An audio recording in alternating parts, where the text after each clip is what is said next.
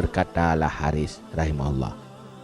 Kali Haris, ikhwani, saudaraku, fahaulai ulama usu. Maka mereka itulah ulama-ulama yang jahat. Syayatinul insi, syaitannya manusia, wa fitnatun 'alan nas, dan fitnah di atas manusia. Raghibu fi ardid dunya wa rif'atiha.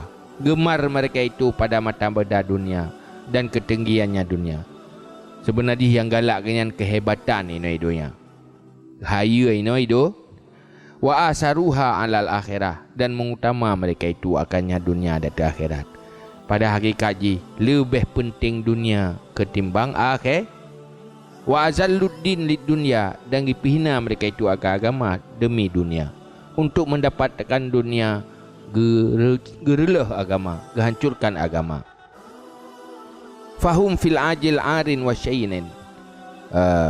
Maka mereka itu di dalam dunia yang segera itu yang telanjang, wa syayinin, lagi yang berparut. Hidupnya nyopih deh bro kan. Hanagat wa fil akhirati humul khasirun, dan pada akhirat mereka itulah orang yang au ya'ful karim bi fadli, atau memaafkan oleh Allah yang mulia dan kurnia Allah. Dua pua sagai harapan akhirat. Munyo hanaga pemaaf li Allah kakerogo, kecuali Allah ne pemaaf dari segala kesalahan. Dia sikap yang lagi bunonya adalah sikap yang salah, hana betul. Karena pakan yang inti ji orientasi ji dunia. Orientasi ji mita hebat donya. Kenan ya ibu. Asai bitim pujo yang kejaga baik buruk berpandangan manusia.